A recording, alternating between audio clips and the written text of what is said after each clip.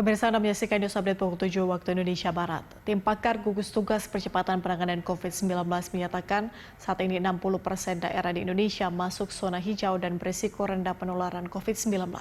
Kondisi kesehatan dan ekonomi Indonesia pun lebih baik dari negara-negara lainnya. Ketua Tim Pakar Gugus Tugas Percepatan Penanganan COVID-19 Wiku Adhisa Smita mengatakan, data sejak 31 Mei 2020 hingga 21 Juni 2020 menunjukkan daerah yang masuk ke dalam zona hijau semakin banyak.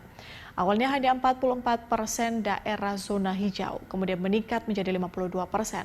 Berdasarkan data, terdapat 58,3% hingga 60% masuk ke dalam zona hijau.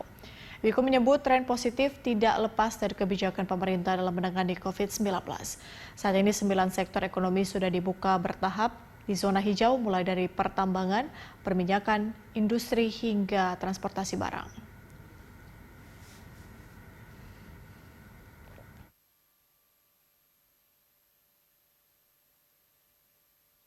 Dengan kebijakan yang sudah dibuat oleh pimpinan pemerintah Indonesia, ada tahapan-tahapan untuk membuka bertahap menjadi masyarakat produktif dan aman COVID, dan terlihat dari kebijakan ini posisi Indonesia dibanding dengan negara lainnya, ternyata secara ekonomi dan secara kesehatan kita tidak lebih buruk daripada yang lainnya, bahkan kita relatif netral di sana. Ini adalah modal kita untuk maju ke depan. Dan kalau kita lihat peta zonasi sejak tanggal 31 Mei sampai dengan 21 Juni yang lalu, terlihat bahwa daerahnya dari 46,7% yang berisiko rendah dan hijau, ternyata turun menjadi 44 dan naik terus 52%, 58,3% sekarang.